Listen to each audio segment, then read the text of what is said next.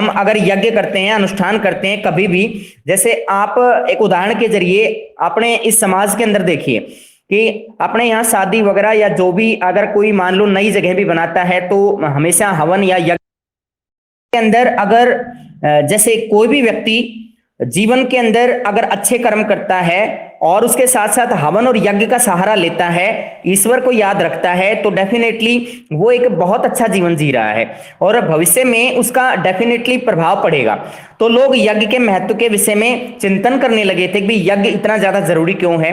वैसे भी अगर देखा जाए तो यज्ञ हमारे समाज के लिए भी और वैसे प्राकृतिक रूप से भी अगर हम देखें, ज्योग्राफिकल फैक्ट भी है, यज्ञ हमारे जो वातावरण को भी शुद्ध करता है, क्योंकि उसमें घी की आहुतियां डाली जाती हैं और मंत्र जाप किया जाता है जिससे वातावरण शुद्ध होता है और लोगों के मनोविचार जो है, मनोविकार वो दूर होते हैं। वाद विवाद और चर्चाएं, यानी उस समय डिस्कशन होते थे। अब मान लीजिए कोई व्यक्ति सेटिस्फाई नहीं है इन बातों से तो उन पे डिस्कशन होता था, चर्चाएं होती थी, ग्रुप में भी होती थी और इंडिविजुअल भी होती थी। समकालीन बौद्ध ग्रंथों में हमें 64 संप्रदायों और चिंतन परंपराओं का उल्लेख मिलता है। बौद्ध ग्रंथों से क्या पता चल रहा है कि उस समय 64 संप्रदाय अस्तित्व में थे, यानी अलग अलग चिंतन परंपराएं अस्तित्व में थी। उनकी सोच डिफरेंट रही होगी। जैसे कि हम महत्वपूर्ण रूप से 3-4 संप्रदायों के नाम मैं आपके सामने ले रहा हूं, जैसे हीनयान संप्रदाय है और महायान संप्रदाय है, ये बौद्ध धर्म से रिलेटेड है। इसी के अलावा अलवार और नैनार जो संप्रदाय है जो कि तमिलनाडु में पाए जाते हैं, वो हिंदू धर्म से संबंधित हैं। इसके अलावा जैन धर्म के अंदर श्वेतांबर और दिगंबर संप्रदाय के लोग होते हैं। तो इस तरह से 64 संप्रदाय के लोग हमारे इस भारत के अंदर बताया जाता है कि मिलते थे उस समय। इससे हमें जीवंत चर्चाओं और विवादों की एक झांकी मिलती है कि जीवन के अंदर जो ग्रुप डिस्कशन उनके बीच हुआ। जैसे कि हम एक उदाहरण के जरिए समझ सकते हैं कि अकबर के बारे में जब हम जानकारी जुटाते हैं तो अकबर के दरबार के अंदर वह विभिन्न धर्मों के जो अच्छे जानकार व्यक्ति होते थे, जो विद्वान व्यक्ति होते थे, उनको दरबार में बुलाता था और उनके डिस्कशन करवाता था। फिर वो ये पता लगाने की कोशिश करता था कि आपस में धर्मों के अंदर कितनी समानता है और इनमें कितना अंतर है। एक धर्म के अनुयायी दूसरे धर्म के अनुयायियों को नीचा क्यों दिखाते हैं, उन्होंने ये समझने की कोशिश की है। शिक्षक एक जगह से दूसरी जगह घूम घूम कर अपने दर्शन और विश्व के विषय में अपनी समझ को लेकर एक दूसरे से और सामान्य लोगों से तर्क वितर्क करते थे। यहां शिक्षक किसे कहा गया है, ये उस धार्मिक प्रवचक को कहा गया है जो साधु संत है। जैसे मीराबाई का नाम आता है, महात्मा बुद्ध का नाम आता है, इसके अलावा रविदास का नाम आता है। तो बहुत से भक्त संत हुए हैं, वो एक शिक्षक की भूमिका में रहे हैं। तो इनमें महावीर स्वामी और महात्मा बुद्ध का नाम खासतौर पर हम एग्जाम्पल के रूप में ले सकते हैं। उन्होंने किसी एक जगह पर यह जानकारी प्रदान नहीं की, उन्होंने विश्व के विभिन्न क्षेत्रों के अंदर जाकर के अपने विचारों को प्रकट किया और आज उसका परिणाम यह है कि आज बौद्ध धर्म के अनुयायी भी और जैन धर्म के अनुयायी हमारे भारत के अलावा बाहर भी देखने को मिलते हैं। सामान्य लोगों से तर्क वितर्क उस समय करते थे। ये चर्चाएं कुटागार शालाओं, शब्दार्थ नुकीली छत वाली झोपड़ी या ऐसे उपवनों में होती थी जहां घुमक्कड़ मनीषी ठहरा करते थे। यहां यह बताया गया है कि कुटागार शाला कैसी होती थी, एक छोटी झोपड़ी जो कि किसी बगीचे के अंदर या किसी बाग बगीचे में उसको बनाया जाता था। उसके अंदर इस तरह के साधु संत जो है ठहरते थे और वहां लोगों के बीच ग्रुप डिस्कशन होता था, तर्क वितर्क होता था। यदि एक शिक्षक अपने प्रतिद्वंदी को अपने तर्कों से समझा लेता था तो अपने अनुयायियों के साथ उनका शिष्य बन जाता था। यानी अगर उनमें से कोई एक टीचर जो प्रभावशाली है दूसरों को अपनी बात मनवाने के लिए उन पे दबाव डाल देता है तो इसका मतलब है उसका वो अनुयायी बन जाएगा, वो भी अनुयायी बन जाएगा और उसके साथ ही जितने भी अनुयायी होंगे उनके वो अनुयायी सारे उस सामने वाले शिक्षक के अनुयायी बनेंगे, यानी वो प्रभावशाली साबित होगा जिसने उसे हराया है।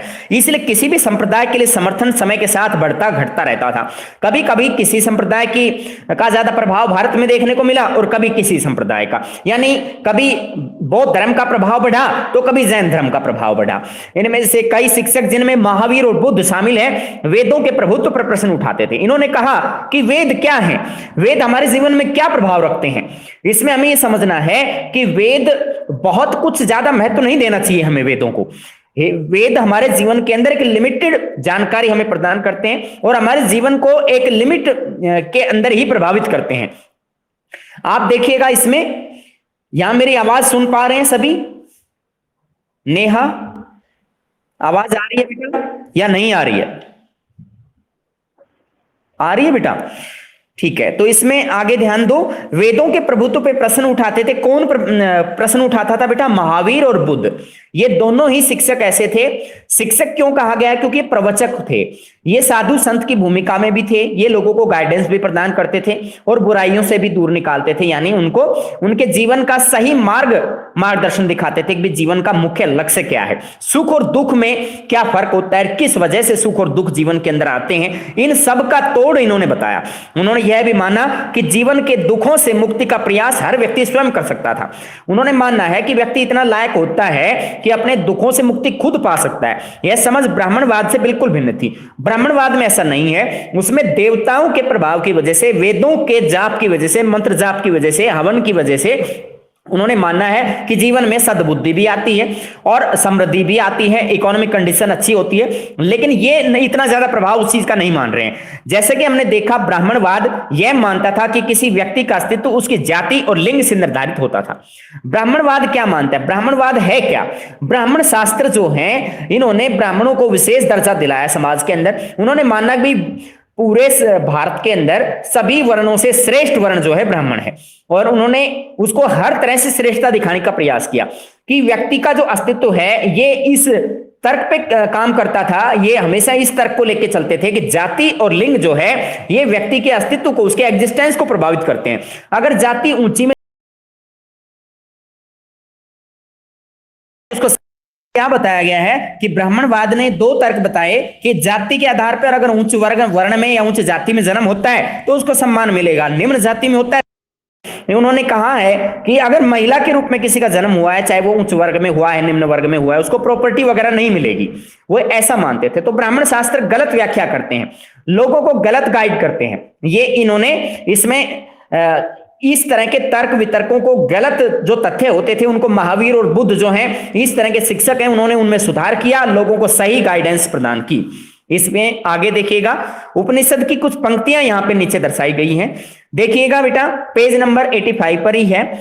यहां पर संस्कृत भाषा में रचित लगभग 6ठी सदी ईसा पूर्व के छांदोग्य उपनिषद से 2 श्लोक लिए गए हैं। एक है आत्मा की प्रकृति के नाम का और एक है सच्चे यज्ञ के नाम का। तो बेटा ये छांदोग्य उपनिषद कब लिखा गया है? 6ठी सदी ईस्वी पूर्व में, यानी ये जो 6th सेंचुरी है, जो ईसा मसीह के जन्म से 6ठी सदी ईस्वी पूर्व का ये रचना काल माना जाता है इसका। इसके अंदर 2 श्लोक यहाँ पे लिए गए हैं, एक आत्मा की प्रकृति के विषय में। मेरी ये आत्मा धान या यव जिसको कहते हैं कि जैसे जौ या सरसों या बाजरे के बीज की गिरी से भी छोटी है।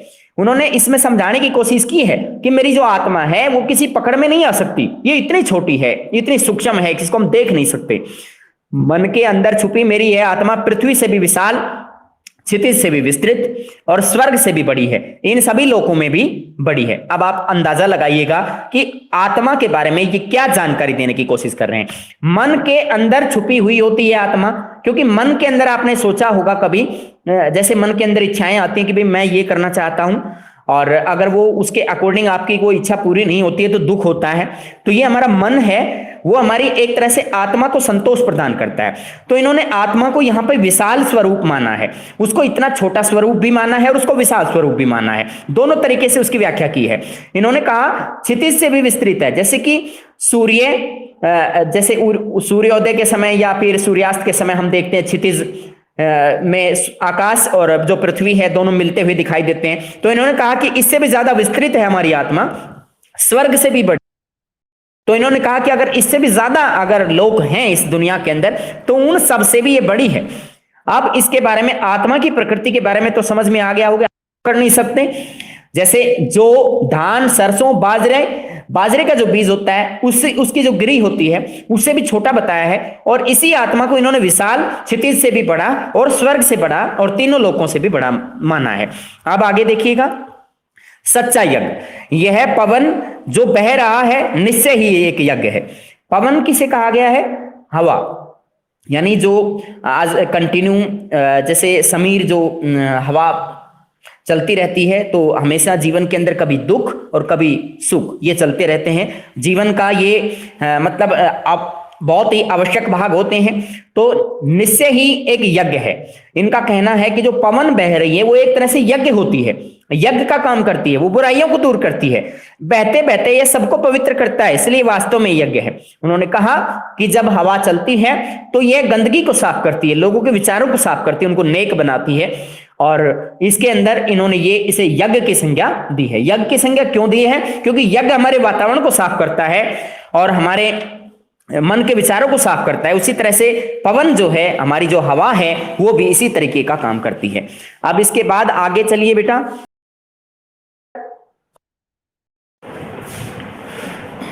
बौद्ध ग्रंथ किस प्रकार तैयार और संरक्षित किए जाते थे? महात्मा बुद्ध के लिए कहा गया है अन्य शिक्षकों की तरह चर्चा और बातचीत करते हुए मौखिक शिक्षा देते थे।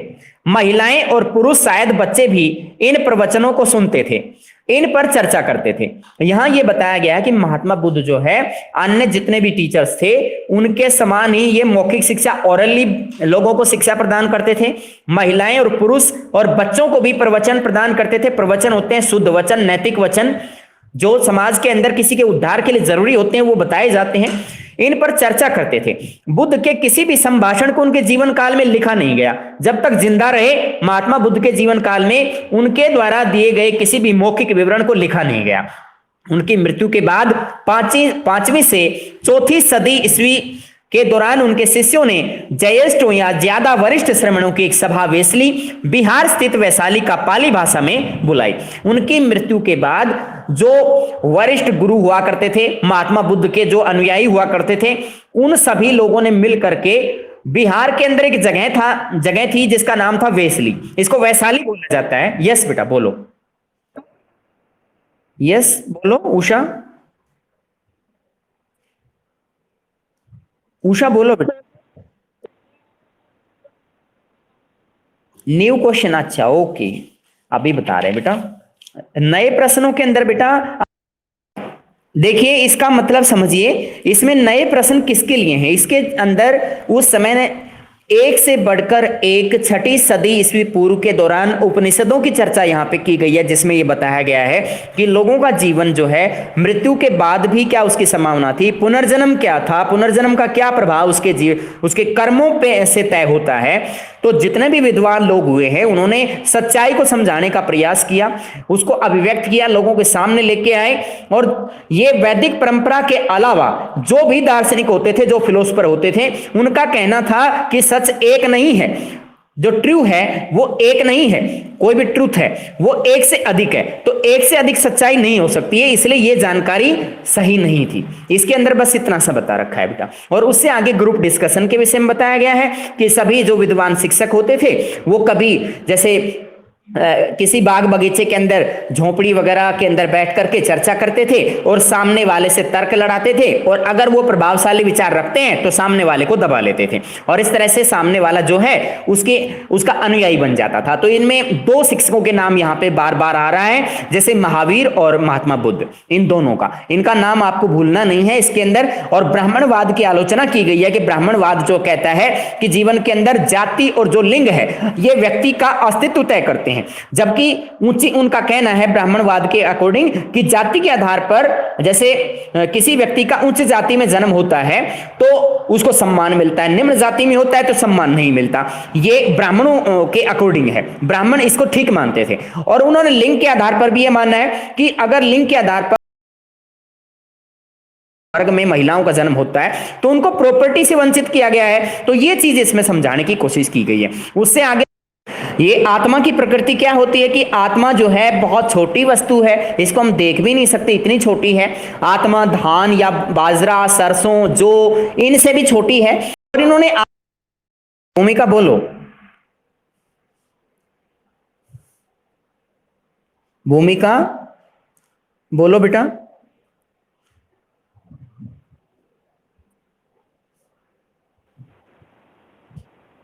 अच्छा बेटा वो इसलिए नहीं आती है, आपने देखा होगा कि ये जो इंटरनेट है आज इसकी प्रॉब्लम, जियो नहीं होगा शायद, दूसरा फोन यूज करते होंगे इसलिए आपके पास प्रॉब्लम नहीं है, लेकिन हमारे पास फील हो रही है ये।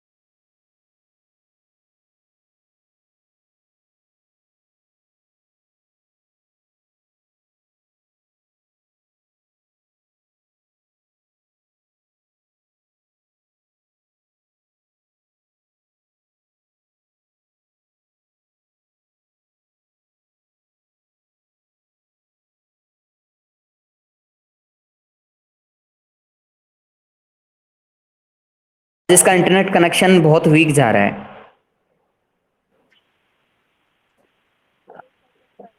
ओके ओके, इसको फिर बता रहे हैं, आप ध्यान दीजिएगा बेटा। वाद विवाद और चर्चा में ये बताया गया है कि जब भी अलग अलग उस समय बहुत से संप्रदायों के लोग भारत के अंदर मिलते थे, बौद्ध धर्म के अंदर और जैन धर्म के अंदर अलग अलग शिक्षक होते थे, वो अपनी चर्चा धार्मिक विषयों पे चर्चा लोगों को समझाते थे। और इनके अंदर एक व्यक्ति, एक शिक्षक जो है, सामने वाले दूसरे शिक्षक को अपने तर्क वितर्कों से संतुष्ट करता था। तो ये खास तौर पर किसी बगीचे के अंदर इस तरह की छोटी झोंपड़ी के अंदर बैठ करके चर्चा करते थे। और इस तरह के शिक्षक जो हैं, अगर सामने वाले अनुयायी को समझा लेते थे तो उस सामने वाला जो अनुयायी है वो अपने ग्रुप के साथ और इनका समर्थन करता, यानी एक तरह से इनका अनुयायी बन जाता था। इसमें महावीर और महात्मा बुद्ध के विषय में बताया गया है और ब्राह्मणवाद के विषय में बताया गया है। ब्राह्मणवाद जो महावीर, और इसके विषय में हम ये जानकारी दे सकते हैं कि जीवन के अंदर जो सुख और दुख अवश्य ही हमारे जीवन के अवश्य भाग होते हैं, इसको कोई दूर नहीं कर सकता है और हमारे कर्मों पे डिपेंड करता है। ये महात्मा बुद्ध ने हमें समझाया है। और ब्राह्मणवाद ये कहता है कि व्यक्ति का जो अस्तित्व है वो उसकी जाति और लिंग पे निर्धारित करता है। इसमें इतना बता रखा है बेटा। और आगे आत्मा की प्रकृति के, इसमें बेटा ये मैं आत्मा की प्रकृति के विषय में बता रहा था कि आत्मा जो है बहुत छोटी वस्तु की तरह भी होती है और बहुत विशाल भी होती है। दोनों तरह से उसकी व्याख्या की गई है। और जो आत्मा है उसके छोटे स्वरूप के अकॉर्डिंग जो है धान, जौ, सरसों और बाजरे के बीज से भी छोटी होती है। और आत्मा के विशाल स्वरूप के अनुसार ये बहुत ज्यादा विशाल है, क्षितिज से भी विस्तृत है। यानी जहां पे यज्ञ क्या है, इन्होंने पवन को यानी हवा को सच्चे यज्ञ की उपमा दी है। इन्होंने कहा कि जैसे यज्ञ करने से संसार के अंदर बुराइयों का समापन होता है, उसी तरीके से ये जो पवनें जब चलती हैं तो ये गंदगी को साफ करती हैं। इस तरीके से ये एक तरह का यज्ञ है। ये कहां से लिया गया है? ये छांदोग्य उपनिषद में ये 2 श्लोक दिए गए हैं जो कि 6ठी सदी ईस्वी पूर्व में रचे गए थे। अब यहां पर इतना ही विवरण इसका डाला गया है। अब आगे आइए बेटा नेक्स्ट पेज पर। इसमें दे रखा है बौद्ध ग्रंथ किस प्रकार तैयार और संरक्षित किए जाते थे। बौद्ध ग्रंथों को कैसे तैयार किया जाता था? बुद्ध अन्य शिक्षकों की तरह चर्चा और बातचीत करते हुए मौखिक शिक्षा देते थे, यानी बोल करके लोगों को शिक्षाएं प्रदान करते थे कि जीवन के अंदर सुख और दुख क्या होता है, जीवन में ये सुख और दुख क्यों आते हैं, इनसे छुटकारा पाने के लिए व्यक्ति को क्या करना होगा, मोक्ष की प्राप्ति के लिए व्यक्ति को क्या करना होगा, इस संबंध में जानकारी प्रदान करते थे। इन्होंने कहा है इसमें महिलाओं को भी शिक्षा प्रदान करते थे, पुरुषों को भी और बच्चों को भी, सभी को शिक्षा प्रदान करते थे। इनके दौरान ये बता रखा है कि जब तक महात्मा बुद्ध की मृत्यु हुई 5वीं से 4थी सदी ईस्वी तक, तब तक कोई भी रिटर्न रिकॉर्ड तैयार नहीं किया गया, यानी उनकी मृत्यु तक कुछ भी नहीं लिखा गया है। इसमें आगे बता रखा है इनके जो शिष्य हैं यानी इनके जो अनुयायी हैं, उनमें से जो वरिष्ठ व्यक्ति होते थे यानी जो सबसे ज्यादा मैच्योर थे, उन लोगों ने बिहार के अंदर वैशाली नामक के जगह पर, इसमें बेटा ये बिहार के अंदर वैशाली नामक स्थान पर जो मैच्योर लोग थे, इन्होंने एक उनकी शिक्षाएं जितने भी मौखिक रूप से दी गई थी उन सबको संकलित किया गया, दान करते थे। और इसके अंदर जब तक वो जिंदा रहे तब तक कोई भी उनका मैटर नहीं लिखा गया। उनकी मृत्यु के बाद 5वीं से 4थी सदी में उनकी मृत्यु मानी जाती है। इसकी कंफर्म जानकारी किसी के पास भी नहीं है। उनके शिष्यों ने ज्येष्ठ कौन होता है? जो एल्डर होते हैं यानी जो सबसे बड़े अनुयायी होते हैं, उनके शिष्य होते हैं, उन लोगों ने बिहार के वैशाली के अंदर एक ग्रुप मीटिंग बुलाई और उनके अंदर उनकी शिक्षाओं को जोड़ना शुरू कर दिया। और इसे इन जो संग्रह इकट्ठा हुआ उसको त्रिपिटक का नाम दिया। शब्दार्थ भिन्न प्रकार के ग्रंथों को रखने के लिए 3 टोकरियां, त्रिपिटक का मीनिंग जो होता है 3 टोकरियां होता है, जिसके धर्म के अनुयायियों के लिए जो महत्वपूर्ण जानकारी जो कि एक तरह से उपदेश होते हैं उनको लिखा गया। कहा जाता था पहले उन्हें मौखिक रूप से संप्रेषित किया जाता था, यानी पहले बोल करके लोगों को बताया जाता था, समझाया जाता था, बाद में लिख करके विषय और लंबाई के अनुसार वर्गीकरण किया गया। जो भी मैटर जितना भी बड़ा था उसके अकॉर्डिंग उसको क्लासिफाई किया गया, यानी उनके अलग अलग से चैप्टर्स बनाए होंगे या फिर यूनिट बनाई होंगी, इस तरह से उनका वर्गीकरण किया गया। जो छोटा मैटर है हो सकता है उसको सबसे पहले लिया गया हो, या फिर जो सबसे बड़ा मैटर है उसको सबसे पहले लिया गया हो। विनय पिटक के अंदर यहां पर हम त्रिपिटक के विषय में जानकारी इतनी है कि ये 3 के नाम से प्रसिद्ध थे। ये मौखिक रूप से पहले लोगों को सुनाए जाते थे, उसके बाद में लिखते थे। अब आता है विनय पिटक, ये दूसरी बौद्ध धर्म की पुस्तक है। इसके अंदर देखिए क्या है, संघ और बौद्ध मठों में रहने वाले लोगों के लिए नियमों का संग्रह था कि जो बौद्ध मठ में रहता है, मोनेस्ट्रीज के अंदर जो भी बौद्ध भिक्षु रहते हैं, चाहे वो पुरुष हो या महिला हो, उन दोनों में से जैसे महिला को नन कहा जाता था और पुरुष को मोंग कहते थे, तो इस तरह के जो भी लोग रहते थे उनके लिए नियम होते थे कि आपको ये नियमों का पालन करना है। बुद्ध की शिक्षाएं सुत्त पिटक में रखी गई हैं। बुद्ध की जो भी शिक्षाएं थी उन सबको सुत्त पिटक नामक ग्रंथ में रखा गया है। दर्शन से जुड़े विषय अभिधम्म पिटक में आए हैं। दर्शन यानी फिलोसफी से संबंधित जो भी मैटर है वो किस में रखा गया है, अभिधम्म पिटक में रखा गया है। हर पिटक के अंदर कई ग्रंथ होते थे और बाद के युगों में बौद्ध विद्वानों ने इन ग्रंथों पर टीकाएं लिखी। यानी हर पिटक के अंदर जो भी सुत्त पिटक है, विन्न पिटक है, अभिधम्म पिटक है, 3 तरह के पिटक यहाँ पे आए हैं। तो इस तरह के जो पिटक हैं ये ग्रंथ हैं और इनके अंदर कई कई पार्ट होते थे, कई कई ग्रंथ से मिलकर बना होता था एक एक पिटक। बाद के युगों में बौद्ध विद्वानों ने इन ग्रंथों पर टीकाएं लिखी, यानी बौद्ध विद्वान जो हैं उन्होंने उन पर रेफरेंसेस भी लिखे हैं, बाद में और मैटर जोड़ने का प्रयास किया गया है। जब बौद्ध धर्म श्रीलंका जैसे नए इलाकों में फैला तो दीप वंश द्वीप का इतिहास और महावंश महान इतिहास जैसे क्षेत्र विशेष के बौद्ध इतिहास को लिखा गया। इसमें बेटा ये बताया गया है कि बौद्ध धर्म जो है श्रीलंका के अंदर नए नए इलाकों में फैला, जिसको द्वीप वंश बोला जाता है, द्वीपों का इतिहास, और महावंश महान इतिहास, ये बौद्ध धर्म से संबंधित जो इतिहास है उसको लिखा गया है। द्वीप का इतिहास श्रीलंका में फैले हुए बौद्ध धर्म के बारे में चर्चा करता है और महावंश जो है महान इतिहास की जानकारी हमारे सामने रखता है। इनमें से कई रचनाओं में बुद्ध की जीवनी लिखी गई है कि उनके जीवन में कौन कौन सी वो बातें घटित हुई, उनको किस तरह से लिखा गया है, जोड़ा गया है। ज्यादातर पुराने ग्रंथ जो है पाली भाषा में है, बाद के युगों में संस्कृत में ग्रंथ लिखे गए, यानी पहले उन्हें पाली भाषा में लिखा गया और बाद के युग के अंदर संस्कृत भाषा में उन्हें लिखा गया। जब बौद्ध धर्म पूर्व एशिया में फैला तब फासियन और स्वेन त्सांग जैसे तीर्थयात्री बौद्ध ग्रंथों की खोज में चीन से भारत आए। यानी 2 यहाँ पे विद्वान लोगों का की चर्चा की गई है, फासियन और स्वेन त्सांग। ये तीर्थयात्री थे, चाइना से संबंधित थे। ये बौद्ध ग्रंथों की खोज के लिए इंडिया में आए थे। ये पुस्तकें वे अपने देश ले गए जहां विद्वानों ने इनका ट्रांसलेशन किया। वहां ले जाने के बाद अलग अलग भाषाओं में इन्हें ट्रांसलेट किया गया है। हिंदुस्तान के बौद्ध शिक्षक भी दूर दराज के देशों में गए, बुद्ध की शिक्षाओं का प्रसार करने के लिए कई पुस्तकें भी अपने साथ ले गए। कई सदियों तक पांडुलिपियां एशिया के भिन्न भिन्न इलाकों में स्थित बौद्ध विहारों में संरक्षित थी। पाली, संस्कृत, चीनी और तिब्बती भाषाओं में लिखे इन ग्रंथों से आधुनिक अनुवाद तैयार किए गए। यानी इनको अलग अलग भाषाओं में लिखा गया है, पाली में, संस्कृत में, चाइनीज लैंग्वेज में, तिब्बती भाषाओं के अंदर इनको ट्रांसलेट किया गया है और इन पांडुलिपियों को अलग अलग एशिया के विभिन्न बौद्ध विहारों में इनको सुरक्षित रखा गया। और हिंदुस्तान के जो धार्मिक शिक्षक होते थे वो भी दूर दराज के इलाकों में प्रचार प्रसार करने गए और जो तीनों तरह के बौद्ध धर्म से संबंधित जो पिटक हैं, त्रिपिटक जो है, इनको अभिधम्म पिटक कहें, सुत्त पिटक कहें, विनय पिटक कहें, ये सब पहले जो हैं इन ग्रंथों को पाली के अंदर लिखा गया, बाद में इनको संस्कृत भाषा में लिखा गया है। और यहां दीपवंश जो है श्रीलंका में बौद्ध धर्म के फैलने के बारे में विवरण प्रदान करता है, महावंश महान इतिहास के बारे में विवरण प्रदान करता है।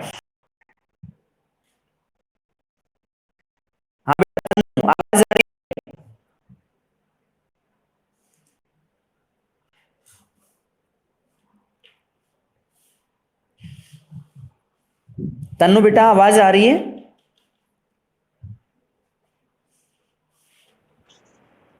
अच्छा, बाकी ये बाकी बच्चे चले गए हैं बेटा, तो आप ओके ओके बेटा, आप भी कर लीजिए फिर, क्योंकि एक बच्चे से फिर कैसे काम चलेगा, तो ठीक है बेटा।